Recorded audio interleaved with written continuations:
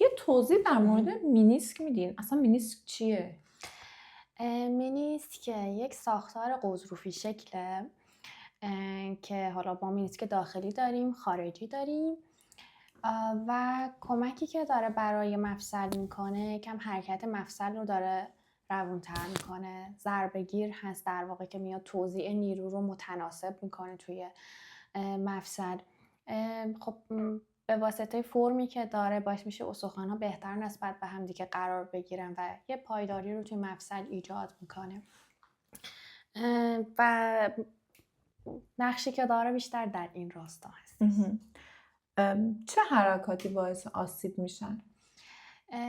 دوباره بحث سن مطرح میشه اینجا که خب حالا نیست که ببینید در دو صورت هست، یا یه سری ضربات مستقیمیه که میتونه حالا ثانویه به ورزش و اینا باشه و مجددا بیشتر توی ورزش هایی که فرود دارن، حرکت پرشی و حرکات عمودی دارن و تغییر جهت های ناگهانی داره.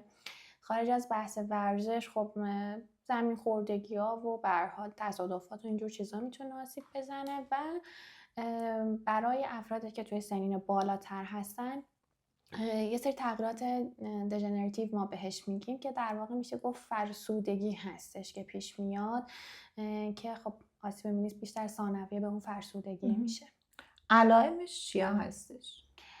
مینیسک میتونه تورم بده توی زانو و حالا همونجور که توی بحث ربات گفتیم یکم نوع تورمی که میده نسبت به ربات و اینا متفاوت میشه، ولی خب میتونه تورم بده. درد نقطه‌ای میده عموما، یعنی مثلا فرد داخل زانو یا خارج حالا زانو توی خط مفصلی در واقع اون درد رو گزارش میکنه. ممکن هستش تو آسیب‌های خیلی شدید مینیسک ما قفل شدگی زانو رو داشته باشیم، چون اون مینیسک یه تیکش ممکن آزاد باشه و تو سطح مفصلی باشه. این باعث میشه که یه حالت قفل شدگی توی مفصل باشه که یهویی مثلا توی یه دامنه قفل میشه و شما نمیتونی خارج بشی از اون دامنه. و دردی که فرد گزارش میکنه عموما توی وزن اندازی و توی حالتهایی هست که میخواد زانو رو خمش کنه یا صافش کنه، یعنی این زانو قرار یک دامنه حرکتی ما ازش بگیریم داره. بحث مینیسک هم کشش و پارگی رو داریم؟ پارگی داریم، حالا یه سری التهابات ممکنه پیش بیاد و پارگی های حالا جزئی داریم یا پارگی های شدیدتر. ولی خب حالا برای درمانش چیزی که بر ما خیلی مهم هست توی مینیسک اینه که کدوم قسمت مینیسک آسیب دیده. آیا قسمتی هستش که خون رسانی به اون منطقه داره خوب صورت میگیره یا اینکه نه خیلی در قسمت مرکزی مینیسکه و خون رسانی به اون قسمت خوب صورت نمیگیره.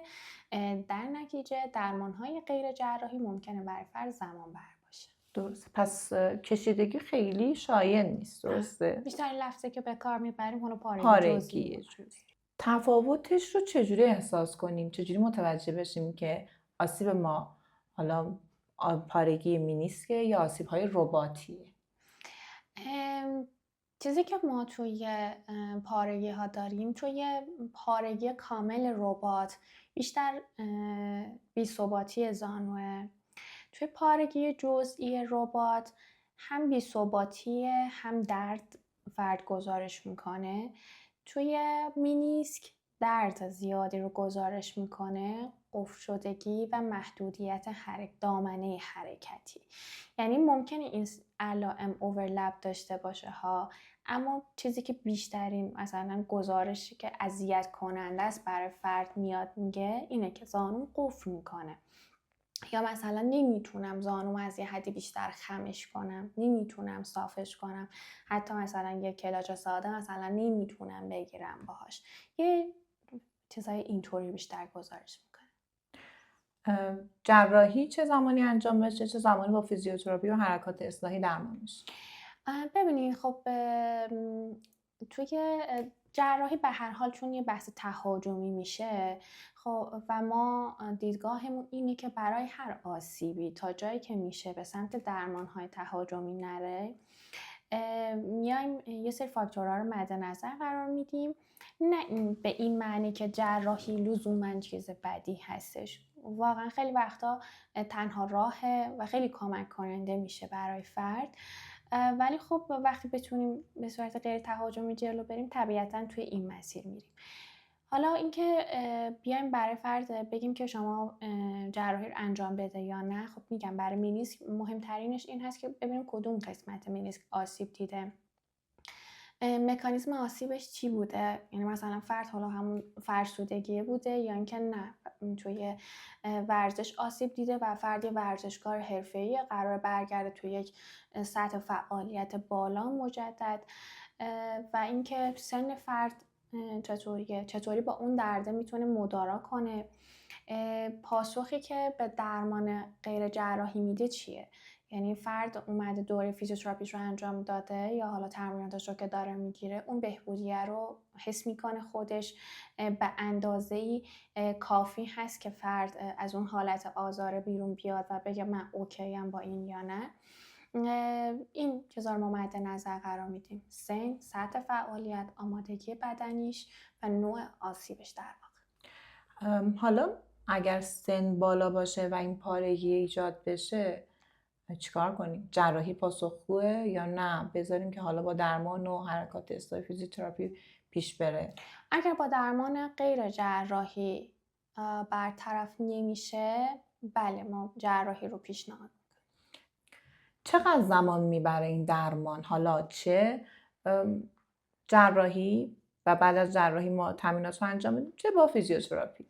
ببینین جراحی که برای مینیسک صورت میگیره بعضی وقتا به این حالته که اون بخش آسیب دیده مینیسک ترمیم میشه، گاهی اوقات اینه که یه جزئی برداشته میشه. خب وقتی که ترمیم اتفاق میفته مدت زمان ریکاوری طولانی تره. چقدر میشه؟ یعنی ممکنه تا 9 ماه طول بکشه.